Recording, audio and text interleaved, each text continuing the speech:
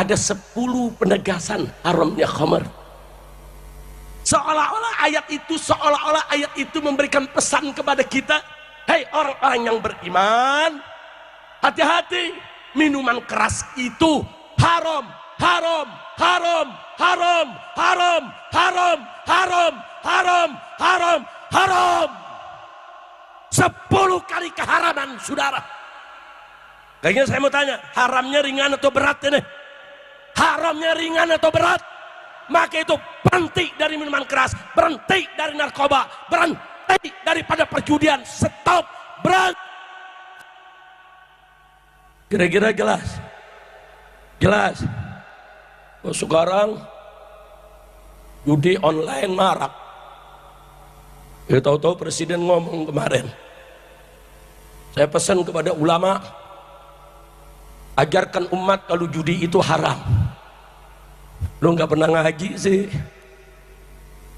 Ini presiden kalau nggak pernah ngaji ngomongnya begini, lu ngaji, makanya ngaji.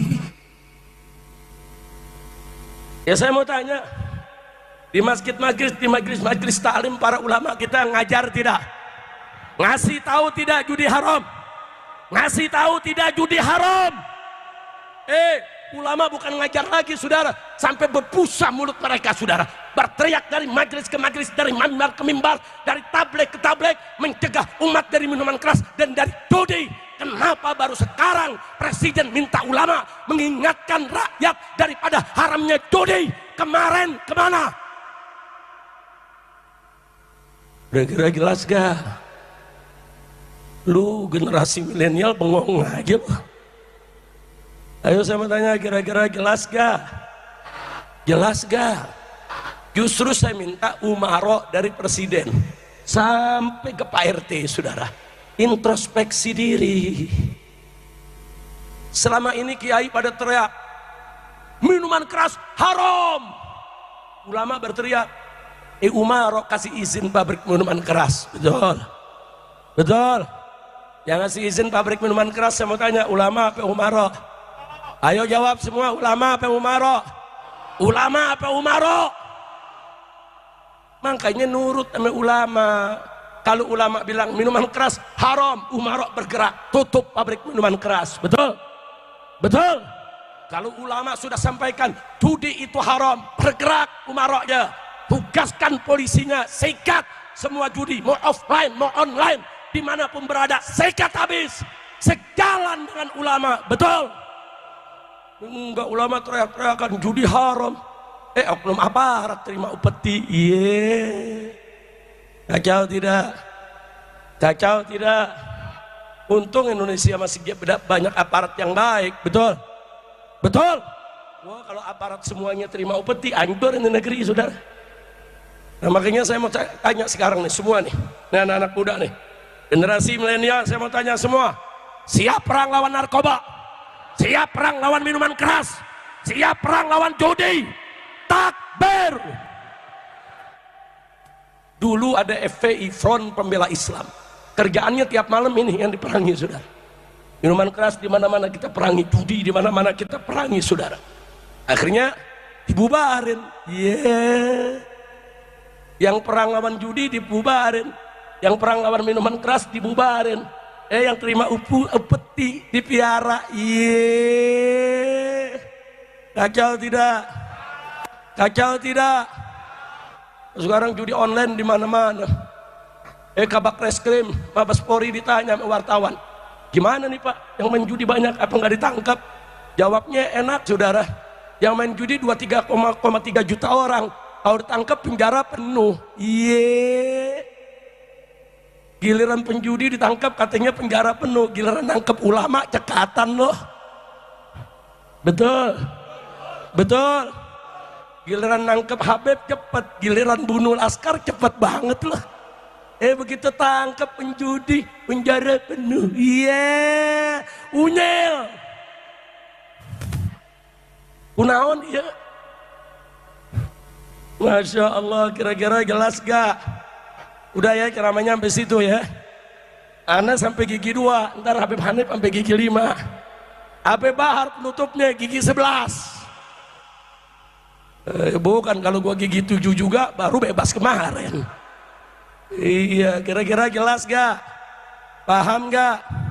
Ada lagi menteri yang bilang, saudara, itu para penjudi online adalah korban. Iya, jadi mereka harus diberikan bansos. Iya, pala lu bomingan.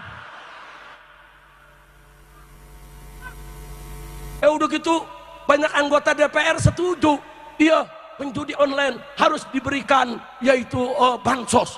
Saya bingung, kok DPR bisa setuju? Saya cari kabar, tahu-tahu PPATK dipanggil oleh DPR.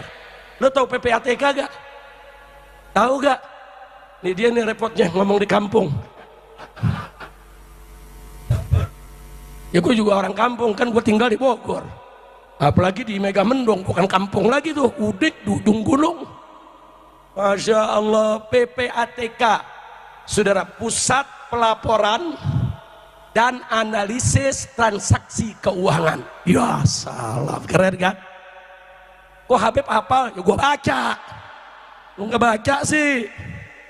PPATK itu, Bu, Pak, dia punya wewenang dari negara, dilindungi oleh undang-undang, dibolehkan untuk memeriksa aliran uang siapapun dari warga negara Indonesia kalau diduga aliran uang itu bermasalah, saudara. Ada prosedurnya, saudara. Nah, kalau mereka sudah dapatkan izin itu, mereka bisa ngintip rekening kita, mereka bisa lihat ATM kita digunakan untuk apa. Bahkan sampai kita punya kuota, saudara, pulsa, saudara, dia bisa lihat ini pulsa dipakai buat apa. Oh, buat main game, oh, buat main judi. Itu semua kelihatan, saudara. Dipanggil PPATK. Dengan gagah DPR memanggil, hei PPATK, coba buka, laporkan kepada kami, bagaimana ini judi online kok bisa merajalela, ini merusak rakyat. Wah, dibuka, dikasih laporan. Apa laporannya? 1000 anggota DPR, DPRD se-Indonesia rame-rame ikut main judi online. Kacau tidak?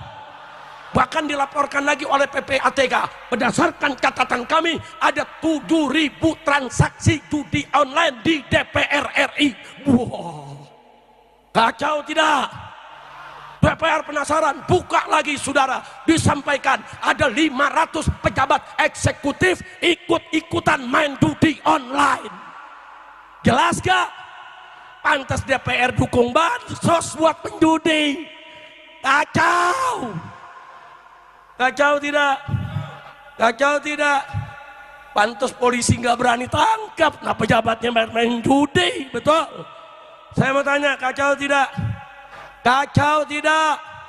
Kacau tidak? Nggak sampai situ, saudara. Bahkan diungkap banyak artis, saudara, di kita punya negeri ikut mengiklankan judi online, betul? Nah, ini terungkap semua, saudara. Begitu terungkap, kalang kabut, saudara. Polisi disuruh tangkap itu semua yang main judi online. Mana berani tangkap pejabat yang judi? Ya bukan, saudara. Kalau yang ditangkap tikus dapur, saudara, kecil. Nah, kalau tikus got, lo tahu tikus got gak?